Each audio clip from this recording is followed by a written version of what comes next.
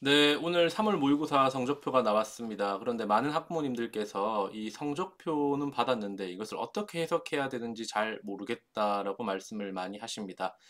오늘 고3 학부모라면 반드시 알아야 할 모의고사 성적을 해석하는 방법에 대해서 짧게 설명을 하도록 하겠습니다. 우리 학부모님들께서 수시 모집 원서 기간 시기가 되면 가장 많이 하시는 말씀이 믿는 도끼에 발등 찍혔다 이런 말씀을 많이 하시는데요. 그래서 믿는 도끼에 발등 찍히지 말고 미리 우리가 아이의 성적이 어떤 의미인지 알고 대비를 하자 이런 시간이라고 보시면 되겠습니다. 이 영상은 학부모님들을 위해서 제작이 되었지만 학생과 그리고 선생님께서도 같이 보시기를 권하도록 하겠습니다. 자, 그래서 오늘 이 시간은 아이 대신 엄마를 실망시켜주고 현실적인 대안을 고민하기 위한 시간이라고 써 있습니다. 아이들은 엄마한테 그 엄마의 심리적 마지노선 대학이 있기 때문에 거기가 된다 안 된다 말을 못 합니다. 그래서 앞으로 될 거야 라든지 아니면은 뭐 성적표를 아예 안 준다든지 뭐 이런 경우가 있는데 우리가 대입을 많이 해보면 그 학부모가 학생의 정확한 상태를 알아야지 현실적인 대안을 고민할 수가 있습니다. 그래서 그렇게 하는 것이 목적이다. 두 번째로 어머니와 학생 그리고 선생님 사이에 그 원서를 쓸 때 어떤 관점의 차이가 많이 나게 되면은 굉장히 답답한 상황이 벌어집니다. 그래서 그런 것들에서 오는 시행착오를 조금 줄이기 위해서 미리 이런 영상을 제작하게 되었다라는 말씀을 드리면서 시작해 보겠습니다. 자, 이거는 외우고 가시겠습니다. 백분위가 무엇이냐 하면요. 백분위는 뇌 뒤에 몇 프로가 있는가가 백분위입니다. 예를 들어서 국어 백분위가 80이다. 그러면 국어를 친 응시자 전체에서 나보다 못한 애들이 80%다. 그러니까 나는 상위 20% 이내의 성적이다라는 겁니다.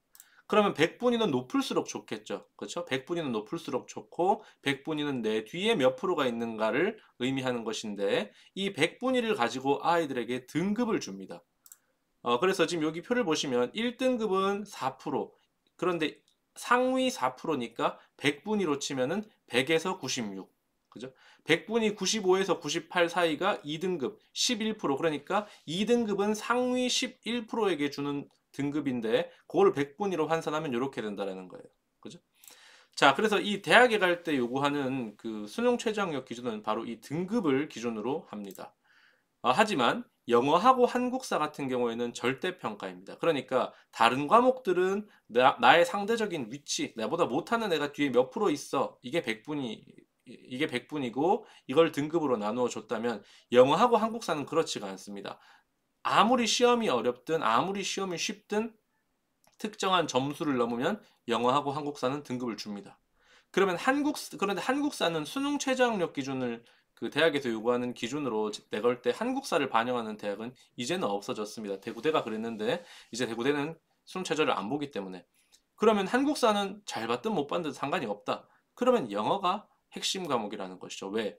상대적으로 내가 잘하든 못하든 상관하는 것이 아니고 나만 좋은 점수를 받으면 되기 때문에 그렇다는 거죠. 그죠? 자, 그래서 등급에 대한 설명이 이렇게 나와 있습니다. 여기 보시면 등급은 1, 2, 3, 4, 5, 6, 7, 8, 9. 누적 비율은 4%, 11%, 23%, 40%, 60%. 요거를 거꾸로 하시면 그대로 백분위가 됩니다. 여기 보시면은 8등급에 해당하는 누적 비율 96. 요 96이 만약에 백분위를 96 받았다? 그러면 얘가 1등급이 되는 거죠. 그래서 백분위는 높을수록 좋고요. 등급은 낮을수록 좋겠죠. 그죠? 그래서 대학들이 요구하는 수능 최저학력 기준이 4과목 합이 몇 이내다. 세 과목 중에서 뭐 잘 친 거의 합이, 그러니까 네 과목 중에서 세 과목 잘 친 그 중에서 잘 친 세 과목의 합이 몇 이내다, 이런 조건을 내걸고 있습니다. 그래서 오늘 요 수능 성적표를 받아보시면, 즉 3월 모의고사 성적표를 받아보시면 우리 아이가 가려고 하는 대학의 수능 최저학력 기준에 이 등급 기준을 충족시키는지를 보시는 것이 가장 중요한 오늘의 미션입니다. 그러면 네 과목 합을 보는 대학은 더 까다로운 대학이겠죠. 예, 의대, 치대 이런 데가 이렇습니다. 세 과목 합을 보는 대학들은 서울대부터 시작해서 주로 서울권에 있습니다. 지방 거점 공립대 중에서도 일부 대학이 세 과목을 반영하고 있습니다. 지금 충남대라든지 충북대, 그리고 경상국립대 같은 경우에는 세 과목을 요구하는 대학도 있습니다. 두 과목 합을 요구하는 대학의 대표적인 것이 이제 경희대라든지 뭐 이런 대학들이 있는데요. 지방에 있는 경북대하고 부산대가 두 과목을 요구합니다. 그리고 올해부터 영남대하고 계명대는 원래 두 과목, 영남대는 원래 세 과목이었는데 올해부터 두 과목 반영입니다. 그 다음에 한 과목을 반영하는 대학도 있습니다. 부산에 있는 동아대 같은 경우에는 한 과목의 등급만 반영합니다. 잘 친 거 한 과목. 그러니까 어머니들께서 오늘 이 성적표를 보시고 우리의 잘 친 과목을 이렇게 딱 더해 보시면은 아, 얘가 3합 대학은 안 되겠구나. 얘가 2합 대학 중에서 이 대학급은 안 되겠구나. 요거를 보시라는 거죠. 그죠? 자, 그래서 성적표를 보시면 이렇게 생겼습니다. 성적표에 파란색을 보시면요. 과목별로 이렇게 배점과 득점, 그리고 표준 점수 이런 게 있는데 이런 개념은 우리가 어머니들께서는 모르셔도 되고 저 뒤에 있는 등급을 보시면은 등급이 3, 그죠? 2, 1, 2, 뭐 이렇게 되는 이 등급이 중요하다는 겁니다. 그래서 엄마가 알아야 할 우리 아이의 현재 위치. 그래서 그 등급 바로 옆에 보시면 전국 100분위, 그러니까 전국에서 예를 들면 이 친구 같은 경우에 전국 100분위 국어가 83.27이니까 이 친구보다 못하는 애들이 뒤에 83.27%가 있다는 얘기예요. 그죠? 그래서 이걸 등급으로 환산하면 3등급 이렇게 된다는 거죠. 그래서 이 친구 같은 경우에는 지금 잘한 과목을 2개 더해 보면은 2합 3이 되겠다. 그죠? 예, 그러니까 뭐 2합으로는 아주 충분히 좋은 데 갈 수 있고 그 다음에 3합 기준으로 봐도 3합 7 이내기 때문에 이 친구 같은 경우에는 수능에서 수능 최저학력 기준을 어지간하면 다 충족할 수 있다 이렇게 보시면 되는 겁니다. 그러면은 학생들은 뭘 봐야 하냐면 학생들은 여기 빨간색으로 되어 있는 과목별로 내가 이 영역에서 이 몇 번 문제를 보충 학습을 해야 되고 어떤 문제는 왜 틀렸는지에 대한 정보를 성적표에서 줍니다. 그래서 그 위에 보시면 파란색은 엄마가 알아야 할 우리 아이의 현재 위치, 빨간색은 선생님과 학생이 점검해야 할 시험이 주는 의미, 내가 이 과목에서 이런 내용을 잘 모르는구나라는 것을 알 수 있도록 도와주는 부분이라는 것이죠. 그렇죠? 그래서 등급만 보고 버리지 마시고 요 밑에 있는 것들 가지고 같이 보시기를 권장합니다. 자, 그런데 오늘 성적표에서 맞춘 수능 최저학력 기준은 수능에서 맞춘 최저학력 기준과 다릅니다. 아, 이게 무슨 소리냐 하면요. 100분위는 전체 응시자 중에서 내가 가지고 있는 상대적인 위치를 의미하는 것이죠. 내 뒤에 몇 명 있느냐, 몇 프로 있느냐라는 의미니까요. 그런데 만약에 수능 시험을 치는 학생들과 모의고사를 치는 학생이 서로 다른 집단이라고 한다면은 나의 상대적인 위치가 달라질 수가 있겠죠. 그죠? 자, 우리가 아이들이 수능 시험을 치고 나면요. 3월 모의고사에서는 한 100분위가 78.9 정도 맞던 아이들도 수능에 가면 73까지 이렇게 떨어집니다. 그 수능 시험이 더 어려워서 떨어졌다? 아니죠. 상대적인 위치인데 더 어렵다고 해서 더 떨어질 것은 아니죠. 그럼 왜 수능 시험에 가면 떨어지느냐? 그 이유가 자 데이터가 있습니다. 지금 여기 보시면 3월 모의고사보다 수능 시험에서 평균 100분위가 5점이라도 오른 아이는 8.4%밖에 되지 않습니다. 그러면 나머지 82%는 떨어졌다는 얘기겠죠. 그죠? 그러면 왜 그럴까? 도대체 무엇 때문에 그런 것일까? 그 이유는요. 자, 모의고사를 같이 치는 친구들이 이렇게 있습니다. 나의 상대적인 위치가 여기라고 치겠습니다. 100분위가 그렇죠? 자, 그런데 수능 시험은요. 모의고사를 같이 치는 친구들 중에서 공부를 안 해도 되는 친구들, 즉 수능 시험을 안 쳐도 대학에 합격하는 아이들이 시험을 안 쳐줍니다. 그죠? 그러면 상대적으로 전체 집단에서 나보다 못하는 아이들이 줄어들겠죠? 그런데 앞쪽에 뉴스에 나온 재수생, N수생들이 들어옵니다. 그러니까 모의고사를 치는 집단하고 내가 수능시험에서 같이 시험을 치는 집단이 다르기 때문에 나의 상대적인 위치는 뒤로 갈 수밖에 없다라는 것이죠. 나의 상대적인 위치는 이렇게 뒤로 갈 수밖에 없다는 것이죠. 그죠? 그래서 그러면 재수생이라고 다 잘하느냐? 재수생이라고 일반적으로 잘하죠. 지금 보시면 서울대, 연대, 고대 애들 그 다음에 수도권 의대가 아닌 일반 의대를 다니던 애들이 수도권 의대를 가기 위해서 또 카이스트를 다닌 애들도 의대 가기 위해서 이렇게 재수를 한다는 거예요. 나는 근데 우리 아들 의대 안 갈 건데 의대 가는 거랑 무슨 상관이냐? 이 친구들이 등급의 앞부분을 다 가져가기 때문에 나는 등급이 뒤로 밀려난다는 겁니다. 그래서 3월 모의고사보다 수능 시험이 일반적으로는 더 등급이 낮게 나오는 것이 일반적인 현상입니다. 그러면 재수생이 많아지면 어떡하냐? 자, 올해 같은 경우는요. 자, 작년에 원래 2019년도에 재수생은 시험 전체 응시자 중에 24% 정도였어요. 그런데 작년에는 31%까지 늘어났습니다. 그럼 올해는 어떻게 될 것이냐? 제가 위에 이렇게 써놨습니다. 재수생의 비율은 역대급으로 높습니다. 왜? 왜냐하면 지금 지역 메디컬에 지역 학생을 뽑아야 하는 조건들이 있기 때문에 이 아이들이 요티오를 받기 위해서 엄청나게 재수를 많이 하고 있어요. 지금 작년에도 31%까지 늘어났죠. 그런데 현역 고3 역대급 이건 무슨 말이냐? 올해 현역 고3이 숫자가 역대급으로 작다라는 겁니다. 그러니까 우리 3학년 재학생 숫자는 적은데 재수생 숫자가 상대적으로 늘어나면 비율은 어떻게 되겠습니까? 더욱 높아지지 않을까 이렇게 전망한다는 것입니다. 그죠? 그래서 수능 시험 위주를 수능 전형으로 합격한 아이들의 비율을 보면 빨간색이 재수생이고 파란색이 재학생입니다. 해가 갈수록 지금 이거는 건국대, 경희대, 광운대, 동국대, 서강대, 서울대, 서울여대, 서울시립대, 성균관대, 숙명여대, 숭실대, 연세대학교에서 수능으로 들어온 애들 중에 재수생 비율이 몇 프로 정도냐를 봤더니 전체 수능을 치는 애들 중에는 많아봐야 30%밖에 안 되는 애들이 합격자들의 65% 정도가 되더라는 겁니다. 해가 갈수록 이것은 심화되고 있어요. 그죠? 그러니까 우리 아이가 평상시에 받는 모의고사 성적보다는 수능에서 못 받는 것이 일반적이겠구나 이렇게 생각을 하셔야 된다는 거죠. 그죠? 그래서 한양대학교의 2021학년도 정시 합격자들 보니까 재학생 현역 고3은 30%, 졸업생은 70%, 재수생은 70%가 정시로 들어오니까 정시판은 다 재수생판이라는 의미입니다.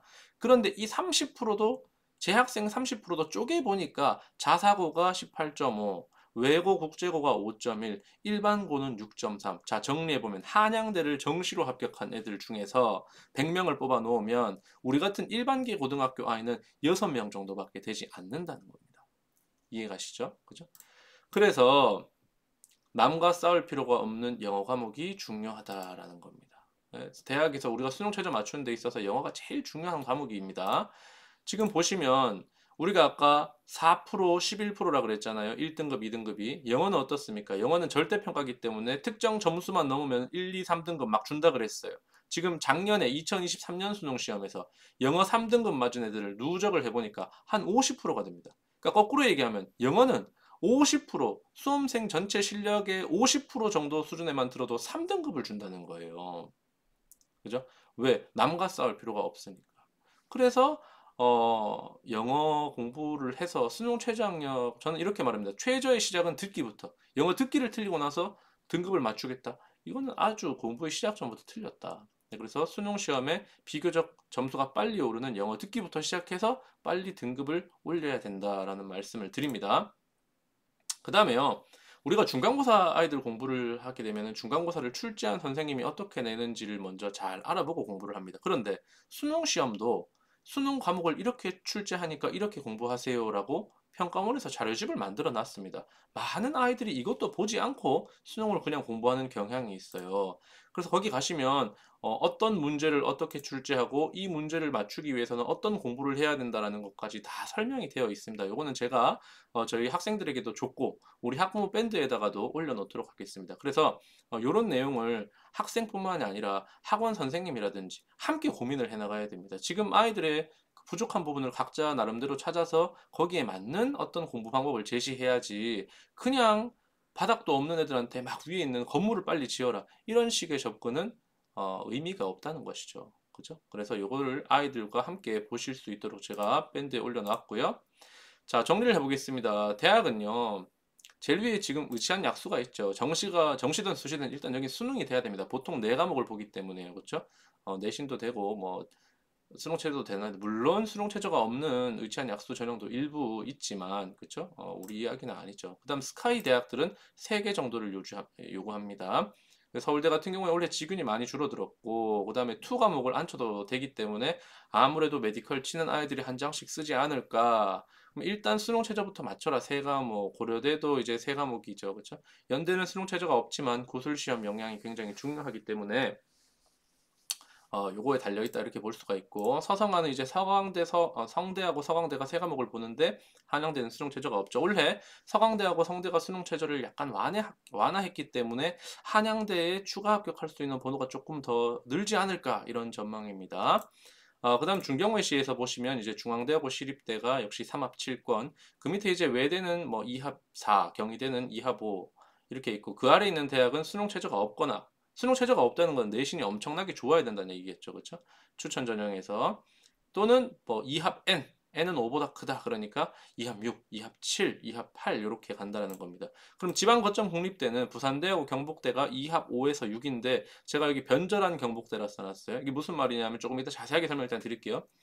그래서 이 구간에서 삼합을 맞춰주면, 그러니까 삼합을 잘 안 하는데 삼합을 해주면 충남 충북대를 우리가 노려볼 수 있다. 이것을 올해 저희 학교는 좀 중요한 전략으로 보고 있습니다. 그런데 하지만 현실은 아이들이 세 과목 공부하는 것에 부담을 느껴서 2합8 부경대를 맞춰가지고 3등급까지 부경대에 너도 나도 들어가는 경향성이 있죠. 그리고 그 밑에 지방사립대학에 사실상 최저가 통과 요건 영남대 2합8 9, 그 다음에 계명대는 2합 10, 여기가 수능 최저의 끝선입니다.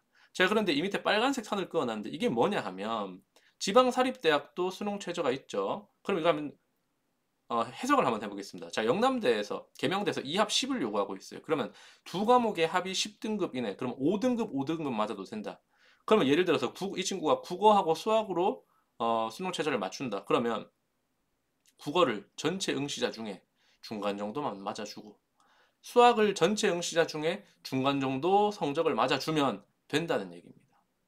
그죠? 그런데 그것도 안 되는 아이들이 있습니다. 우리가 오늘 이번에 지금 3월 모의고사에서 우리 아이들 중에 26%가 이거를 맞추지 못했어요. 계명대 최저도 안 돼요. 그럼 이 빨간색 선 아래로 가게 되는데 이 빨간색 선이 뭐냐 하면 지하철선입니다. 이 밑에 있는 대학들은 수능 최저 학력이 없습니다. 그럼 여기에는 그냥 내면 됩니다. 이해가시죠? 26명이 여기 해당합니다. 그래서 이 대학들은 학생 수가 감소하고 있기 때문에 오히려 알짜배기 과들을 종합전형으로 좀 노려보는 우리가 준비를 해야 되는데 학부모들이 이 대학을 이야기하면 싫어합니다. 그러니까 이 대학의 좋은 과, 사범대라든지 이런 데 골라갈 수 있는데도 불구하고 학부모가 우리 애는 경대 안 돼요. 이런 소리를 하기 때문에 제가 말했잖아요. 자기 자신을 일찍 용서해야 가능하다. 이 타이밍이 중요하다. 아, 우리 애는 지금 실력이 이 정도구나. 이 대학 정도밖에 못 가는구나. 그렇다면 전략적으로 종합 전형으로 요런 과를 한번 지원해 보는 건 어떨까? 준비를 시켜서 이거를 해야 되기 때문에 제가 지금 이 영상을 찍고 있는 겁니다. 이해가시죠? 예. 자, 그래서 그다음에 정시 이야기를 잠깐 드리면요. 특히 이제 아버님들께서 굉장히 터프하신 경우에 이런 말씀을 많이 하시는데요. 학교에서 내신 성적 안 좋으면 뭐 남자답게 정시로 가라. 정시는요, 최소한 평균 100분위, 그러니까 국영수 탐구 과목의 평균적인 100분위가 75에서 80 정도 되면 저는 하는 게 좋다고 생각합니다. 그 아래 대학은 수시로 가는 게 아무래도 나을 것 같다. 이게 무슨 말이냐 하면요. 나 자신의 현재 상황을 객관적으로 인식하고 대입이 어떻게 가는지 이걸 알아야 되는데 그렇지 않고 막무가내로 덤비는 경우에 어떤 일이 발생하느냐. 자, 보세요. 서울에 있는 대학들은 요 제일 위에 있는 청록색이 정시입니다. 서울에 있는 대학들은 정원의 한 40%를 정시로 뽑습니다. 그런데 수도권도 한 26%죠. 그런데 나머지 권역에 있는 대학들은 몇 프로죠? 10% 내외예요. 10% 내외. 그러면 내가 정시로 옛날 같았으면 옛날같이 50대 50으로 뽑을 때 같으면은 공부해서 내신 안 나와가지고 정시로 간다. 말이 되는 소리입니다.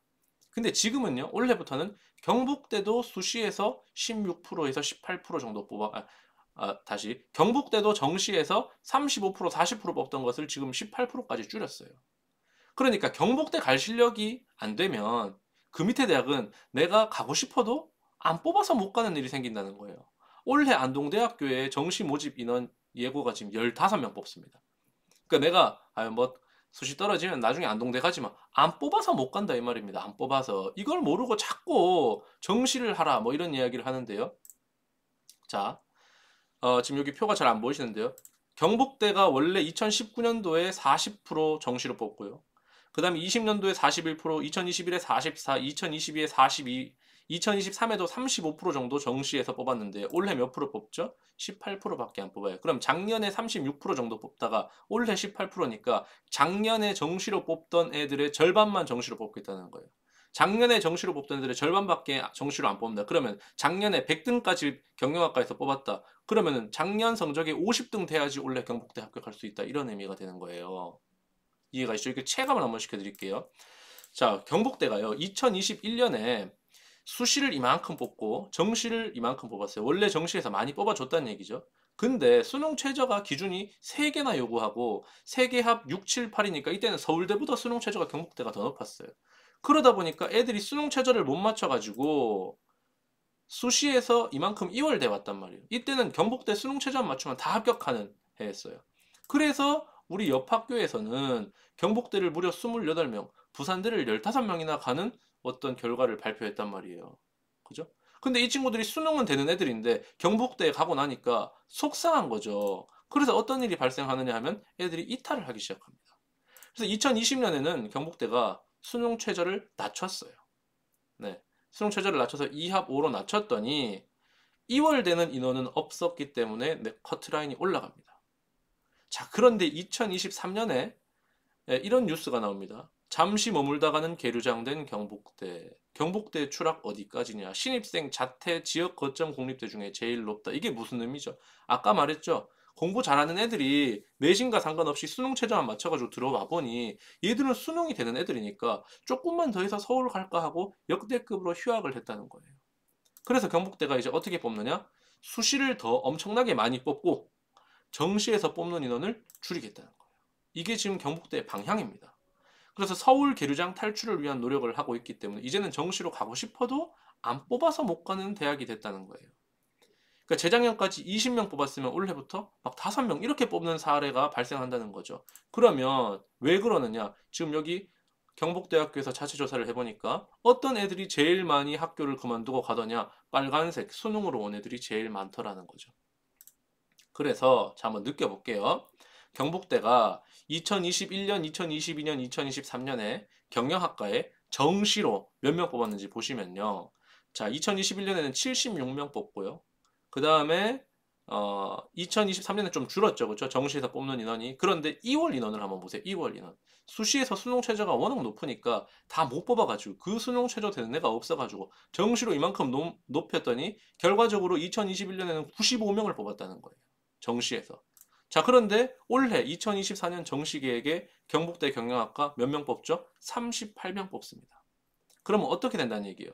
재작년에 95명 뽑던 과에서 정시에서 38명을 뽑으면 2021년 대입 정시에서 95명 뽑았는데 올해 정시에서 38명 뽑아요.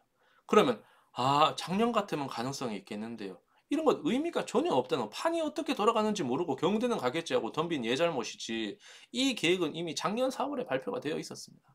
그러니까 이걸 모르고 정시를 가기 위해서 어느 정도 컷을 맞추는 애들이 정시를 해야 되는지 모르고 지방대에서 안 뽑는데 자꾸 정시로 가겠다고 고집을 부리는 경우가 참 안타깝다는 거예요. 제가 작년에 포항 지역에서 좀 공부를 잘하는 학교에 정시 컨설팅을 갔었는데 너는 정시 수시를 썼으면 영남대 가고도 남을 점수인데 왜 수능에서 영남대가 안 되는데 지금 왜 수시를 안 썼지? 이렇게 애가 뭐라 합니까? 정시에서 경북대 될 줄 알고 안 썼어요. 정시는 네가 평소에 하는 것보다 훨씬 등급이 낮게 나오는데 본인을 과신한 거죠. 걔 지금 뭐합니까? 재수합니다. 걔가 만약에 어떻게 했으면 수시를 썼으면 영남대 이상 갔겠죠. 그죠? 그래서 그런 안타까운 경우가 많이 발생한다라는 겁니다. 그래서 지금 이게 작년에 그러니까 올해 경북대에 들어간 아이들의 평균 100분위 자 국수탐의 평균 100분이에요. 그러면 이제 의미를 아시죠? 국수탐 3개를 합했으니까 나누기 3 해보시면 3, 8이 24 평균적으로 100분위가 80 정도 되는 애들이 경북대에 들어갔어요. 근데 이건 합격자의 평균 성적이에요. 이 평균 성적이 올해는 어떤 의미가 됩니까? 정시에서 3분의 1이 줄어버렸고 어떤 과는 정시에서 최소한 2분의 1이 줄어들었으니까 이 합격자의 50% 성적이 실제로는 올해 끝 커트라인이라는 거예요. 그러면 경북대는 정시 인원 조절을 통해서 수능 성적 상위 10% 내외 학생들을 입학시키는 큰 계획을 올해부터 적극적으로 실시했다. 상위 10%는 평균 100분이 90%를 의미하는데 수능에서 우리 애가 가능할까? 지금도 안 되는데 재수생이 들어온 수능에서 이게 가능할까? 이걸 생각해 보시라는 거예요. 현실적으로 그 아래 대학은 수시에서 다 뽑아버리는데 자기 객관화를 해야지 저울질을 정확하게 할 수 있다는 거예요. 우리 담임 선생님들이 학부모님들하고 제일 많이 충돌이 일어나는 지점이 여기입니다. 어머니, 저는 이 친구가 정시에서 갈 수 있는 대학보다 수시에서 갈 수 있는 대학이 1이라도 더 높으면은 수시를 쓰는 게 맞다고 생각해요. 그럼 엄마가 끄덕끄덕합니다. 맞습니다. 근데 그럼 여기 가야 됩니다. 그럼 거기는 안 돼요. 이렇게 되는 거예요. 그러니까 자기 자신의 현재 위치를 정확하게 모르는 거예요. 이해가시죠? 그래서 이거를 빨리 해야 되기 때문에 지금 오늘 성적표를 잘 분석해 보시라는 겁니다. 그죠? 자, 결론입니다. 데이터는 거짓말을 하지 않습니다. 아이는 부담감에 자기 자신을 속이기도 합니다. 그래서 아이가 엄마를 속이려고 일부러 속이는 게 아니고 부담감 때문에 자기 자신도 속인다. 부모가 아이에 대해 정확한 위치를 알아야 됩니다. 두 번째, 지금 성적은 제일 높은 성적이 될 가능성이 높습니다. 왜? 아까 보여드렸죠? 재수생이 들어오면 어떻게 된다? 뚝뚝 떨어진다. 상대적인 위치가. 그래서 변화를 만들기 위해서 과목별로 전략적인 학습을 좀 접근하라는 겁니다. 가령 영어에서 듣기부터 시작을 한다든지 이런 방법들. 그 다음에 전년도에도 앞으로 보여주겠다고 했던 많은 아이들이 올해 6월 모의고사 원서 접수를 했습니다. 즉 재수를 하고 있다는 뜻이죠. 최소한 지하철권을 확보하기 위한 3주체, 학생, 학부모, 교사의 소통이 필요합니다. 비현실적인 낙관, 이게 이제 재수를 부르는 3대 악령이죠. 최저도 안 되는데 논술 하겠다고 설치는 경우.